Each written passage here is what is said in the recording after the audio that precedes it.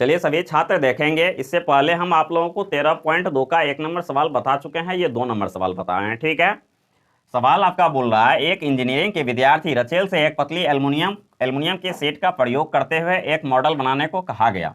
बोल रहा है जो एक ऐसे बेलन के आकार का हो जिसके दोनों सिरों पर 2 शंकु जुड़े हो। बोल रहा है इनके दोनों सिरों पर 2 शंकु जुड़े हो। बोल रहा है इस मॉडल का व्यास 3 सेंटीमीटर है और इनकी लंबाई 12 सेंटीमीटर है। यदि प्रत्येक शंकु की ऊंचाई 2 सेंटीमीटर हो तो बोल रहा है रचेल द्वारा बनाए गए मॉडल में अंतर्विष्ट हवा का आयतन ज्ञात कीजिए।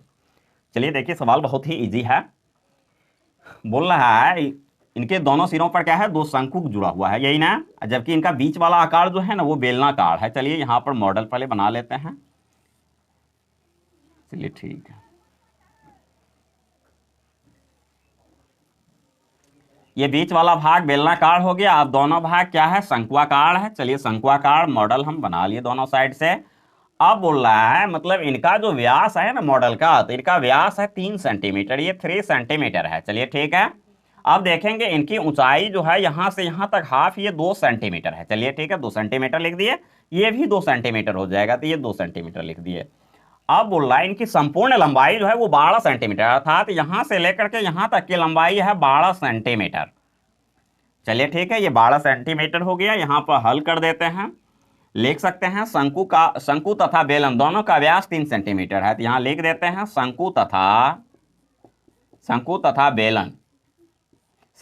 बेलन का व्यास, शंकु और बेलन दोनों का व्यास है 3 सेंटीमीटर। तो त्रिज्या क्या हो जाएगा, r बराबर d/2 होता है, d हो गया व्यास, ये हो गया 3/2 सेंटीमीटर। चलिए ये लिख दिए।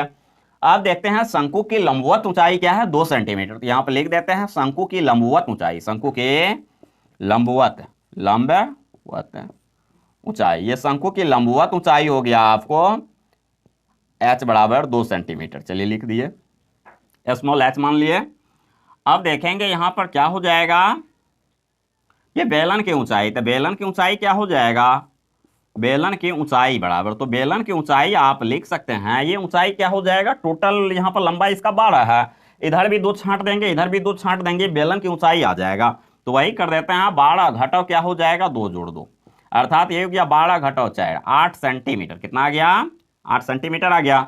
तो अब बोल रहा है इसमें अंतर्विष्ट हवा का आयतन, ये मॉडल जो बना है इनमें अंतर्विष्ट हवा का आयतन, तो हम दिमाग लगाए, अर्थात इस बेलन का आयतन निकाल लेंगे तो ये इसमें हवा का आयतन आ गया। अब दोनों शंकु का आयतन, अर्थात एगो शंकु का आयतन निकाल करके 2 से गुना कर देंगे, दोनों का आ गया, तो अर्थात ये क्या हो गया, मॉडल का आयतन आ गया। तो मॉडल का जो आयतन होगा वही हो जाएगा कौन सी, इनमें अंतर्विष्ट हवा का आयतन। चलिए ठीक है, वही कर देते हैं। यहां पर लिख लेंगे मॉडल में अंतर्विष्ट हवा का आयतन बराबर लिख सकते हैं आप बेलन का आयतन, क्योंकि बेलन का आयतन निकालिए, इस बेलन मतलब इसमें हवा का आयतन आ गया, तो वही कर देते हैं बेलन का आयतन। अब यहां पर क्या लिखेंगे, तो दोनों को सेम ही आकृति है, तो यहां पर 2 से गुना कर देते हैं, यहां लिख देते हैं शंकु का आयतन। अब देख लेंगे यहां पर बेलन का आयतन क्या होता है, πr²h, जबकि इसके लिए h क्या माने हैं, यहां पर इसको कैपिटल एच के रूप में मान लीजिए, क्योंकि ये बड़ा एच आया है। ठीक है, इसको कैपिटल एच मान लीजिए, तो यहां कैपिटल एच देते हैं। शंकु का आयतन क्या हो जाएगा, 2, आइए हो जाएगा, शंकु का आयतन होता है 1/3 या πr²h। चलिए लिख दिए।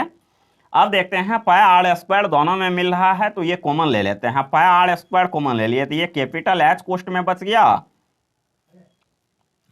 और यहां पर क्या हो जाएगा प्लस, अर्थात ये हो गया 2/3, यहां पर क्या हो गया, h बच गया। चलिए इसको लिख दिए।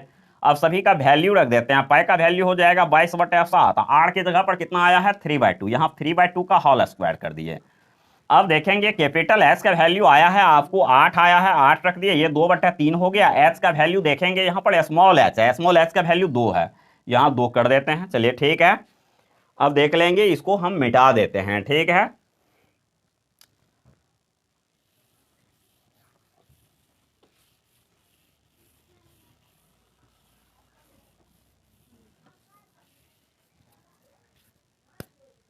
अब देखिए आप इसको लिख सकते हैं, यहां पर ये 22/7 है, 22/7 लिख देते हैं। यहां पर क्या हो जाएगा, 3 का स्क्वायर 3 × 9 हो गया, यहां पर 2 का स्क्वायर 2 दूना 4 हो गया।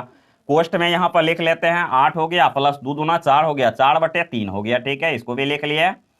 अब देखेंगे यहाँ पर आप लिख सकते हैं कितना 22/7 है, यहाँ पर लिख सकते हैं 9/4।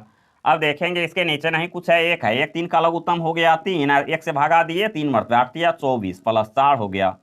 तो यहाँ पर आप लिख सकते हैं 22/7 गुना क्या लिख सकते हैं 9/4 गुना 24 4 28 हो गया 28/3। अब देखिए 3 का 3, 3 तिया 9 कट गया, 7 का 7, 7 चौके 28, 4 मरतबे ये 4 और ये 4 कट गया। चलिए ठीक है, ये 22 दिया क्या हो गया 66, यहाँ 66 सेंटीमीटर स्क्वायर। ये आपको आ गया कौन से मॉडल में अंतर्विष्ट हवा का है, तो यहाँ पर लिख सकते हैं। चलिए इसको भी मिटा देते हैं। यहाँ पर लिख सकते हैं मॉडल में अंतर्विष्ट